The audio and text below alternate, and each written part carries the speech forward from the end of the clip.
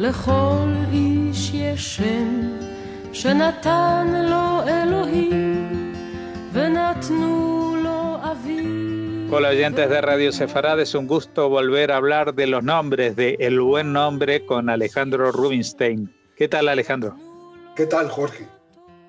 Bueno, ya saben que la entrega anterior empezamos a hablar de los nombres de las tribus de Israel, que eran los hijos de Jacob, ¿no? Pero que hablamos en aquella ocasión, la vez anterior, ¿de quién hablamos? Ya no me acuerdo. De Rubén. De Rubén. Y hoy hablamos de Shimón, que es el segundo, ¿no?, de los hijos. Efectivamente, hoy dedicamos este análisis onomástico al segundo hijo del patriarca Jacob y de la matriarca Lea, quien naciera en el siglo XVII antes de la era común, en la población de Padán Aram, donde su padre trabajaba para su suegro Labán y a la vez abuelo de Shimón, de cuya presencia se da cuenta en Bereshit, en el capítulo 29, en el versículo 33. Nuevamente nos encontramos con que Lea acuña el nombre de su hijo. En el primero, privilegió el sentido de la vista, cuando centró el nombre bajo la fórmula Reú, vean, ven, un hijo. Pues bien, con Shimón, ella expresó: Hashem me ha dado este hijo, pues escuchó que yo no era amada. De tal manera que ahora el oído, el sentido del oído, estaba presente en este segundo nombre. Entre más de una docena de hermanos, Shimón es un hermano completo de Isahar, Rubén, Leví, Yehudá y Zbulún, pues todos ellos son descendientes de los patriarcas ya citados. Sus medios hermanos eran Gad y Asher, hijos de la concubina Zilpa, Dan y Neftalí, hijos de la otra concubina, que es Bila, y finalmente de Benjamín y Yosef, hijos de la otra matriarca, Rachel. Demos entrada a la historia particular de Shimón. Después de que Jacob llegara a Canaán y de su establecimiento en Shem, Dina, la única hija de Jacob, se hizo amiga de las chicas del lugar y visitó su ciudad. Shem, que también era un nombre propio como en este caso, hijo de Hamor, el gobernante jivita precisamente de aquella población que ya hemos dicho que es Shem, vio a Dina, la atrapó y la violó. Posteriormente, Shem quedó prendado de amor por Dina, por lo que solicitó a su padre, Hamor, que hablase con Jacob para pedir la mano de Dina. Así fue.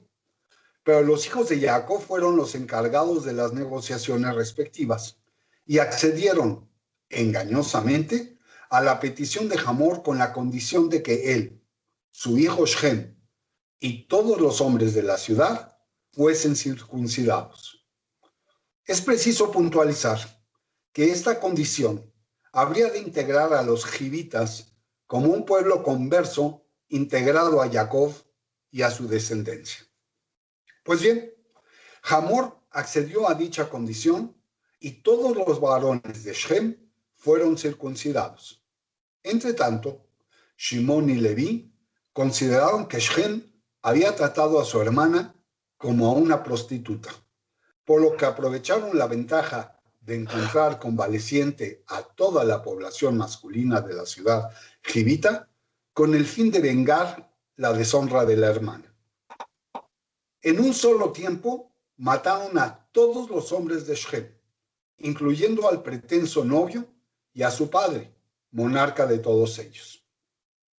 No solo ello, tomaron para sí Shimón y Leví a los rebaños de ovejas, de bueyes y todas las posesiones de la población, trayendo de regreso a Dina a su casa. Ante lo sucedido, Jacob percibió que las acciones de sus hijos pondrían en grave peligro a toda la familia, por lo que dejaron Shem y se mudaron hacia Hebrón. Es de las pasturas de Hebrón en donde se desarrollaron los sucesos de la ya conocida historia de la venta de Yosef. El texto bíblico indica que fueron 70 personas las que descendieron de Canaán a Egipto, para que después de 2 centurias salir de ahí en un éxodo que condujera a la formación del pueblo de Israel. Shimón fue uno de ellos junto con sus hijos Yemuel, Yamin, Ohad, Yahin, Zohar y Saúl. Este último, el hijo de una mujer canaanita. Antes de fallecer Jacob, como es conocido, extendió sus bendiciones a cada hijo. Su visión profética fue impresionante. Por lo pronto hay que resaltar que ante su violenta represalia, perdió los derechos de primogenitura Shimón. Por ello, se establece en Bereshit, en el capítulo 49, versículos del 5 al 7, lo siguiente. Shimón y Leví son hermanos. Sus armas, instrumentos de violencia. En su consejo no entre mi alma. A su asamblea no se una mi gloria, porque en su ira mataron hombres y en su obstinación desjarretaron bueyes. Maldita su ira, porque es feroz, y su furor, porque es cruel. Los dividiré en Jacob y los dispersaré en Israel. En esta visión, la tribu de Shimón aparece en el episodio de Baal Peor, en donde se vuelve a presentar la violencia como lo describe el libro de Números en el capítulo 25 de los versículos 6 a 14. De ahí que en los censos que se citan en el mismo libro, en otros versículos, la tribu de Shimón reduce su presencia en el mapa demográfico, pasando de 59.300 integrantes a apenas 22.200. De hecho, la tribu de Shimón se hizo pequeña durante la peregrinación en el desierto. A la salida de Egipto era la tercer tribu más grande, como se establece en Bamidbar, capítulo 1, versículo 23. Pero unos 35 años más tarde, en el segundo censo en el desierto, el 63% de la tribu había fallecido y se convirtieron en la tribu más pequeña, como en el mismo libro se establece en el capítulo 26, versículo 14. Adicionalmente, Shimón no tuvo su propio territorio en la tierra de Israel, sino que sus tierras estaban divididas dentro de la tribu de Judá, como se consigna en el libro de Josué o Yoshua, capítulo 19, versículo 1. Shimón llegó a ser una tribu pobre, pero entre ellos había muchos escribas, ya que así se relata en el libro de Zacarías.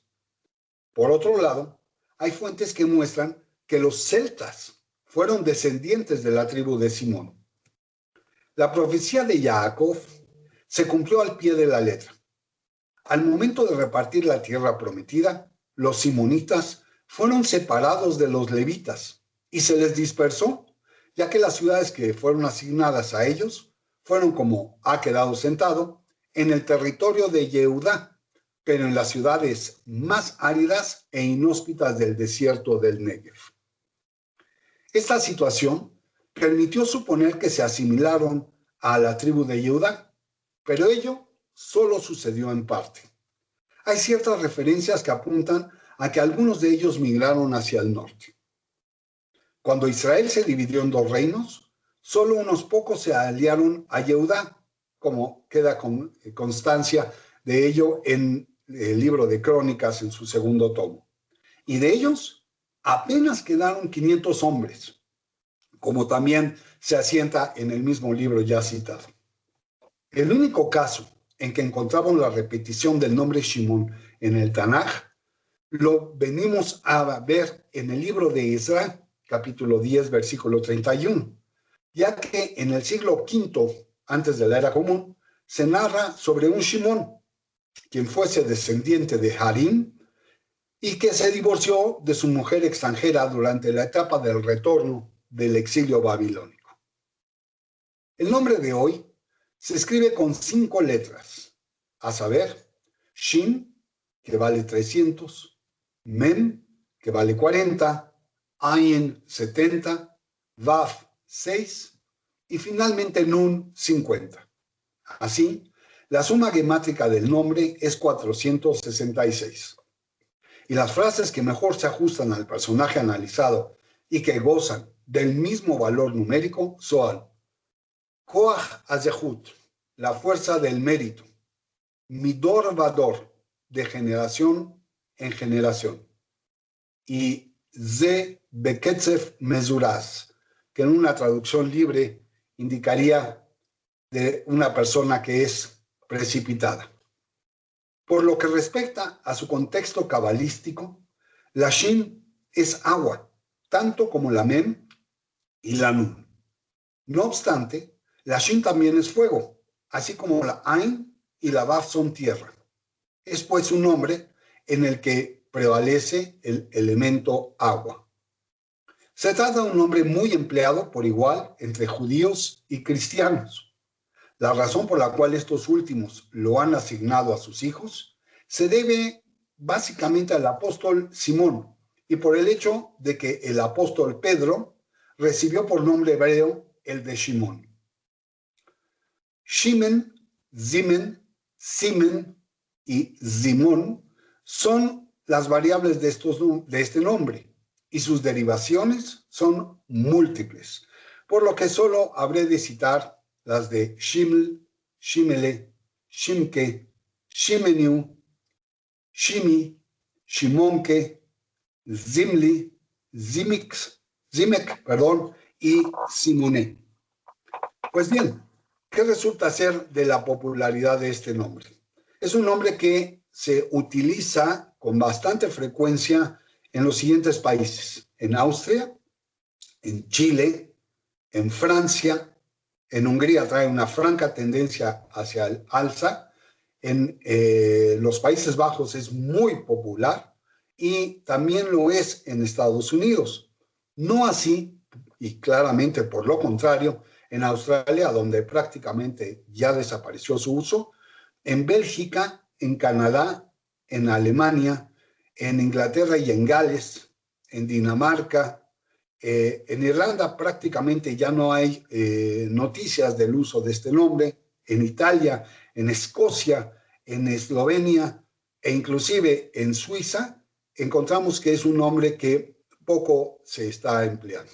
Como decía ya que en Estados Unidos se utiliza de una manera bastante alta, así es toda vez de que a partir de la década de 1960 ha mostrado una franca tendencia, pasando del 0.01% del porcentaje de la población masculina al 0.08% prácticamente a mediados de la década pasada, y ahora está teniendo una tendencia a regresar, lo cual nos habla de que es un nombre bastante popular en ese país.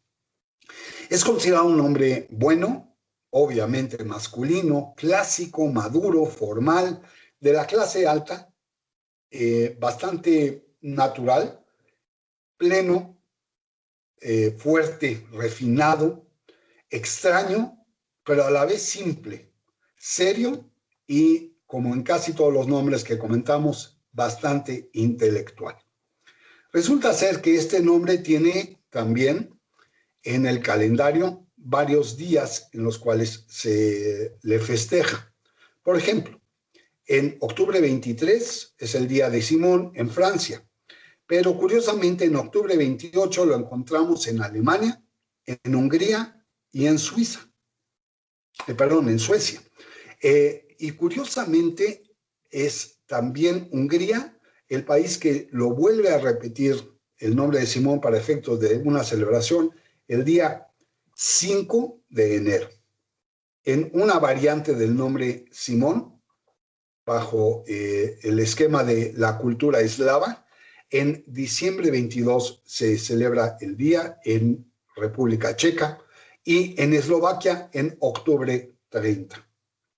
Así pues, podemos decir que en el caso de Simón, el actor norteamericano Simon Helberg, el pianista ruso Simón Baredi, Shimon, el valiente guerrero macabeo, el filántropo indio Simón Reuben, el economista bielorruso y americano Simón Kuznets, encumbrados también junto con Shimon Peres, de quien no se requiere presentación alguna, conforman un variado ramillete de destacadísimos personajes portadores del nombre de hoy.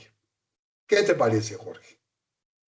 Bueno, en base a lo que decía la Biblia, parecía que no era el personaje más admirado, ¿no? Porque fue incluso criticado por su propio padre, pero se ve que el nombre pegó fuerte y subsiste hasta el día de hoy y es bastante popular. Así que te agradecemos que nos hayas traído el perfil de este personaje y te invitamos como siempre a volver a comunicarnos dentro de 2 semanas. Hasta pronto.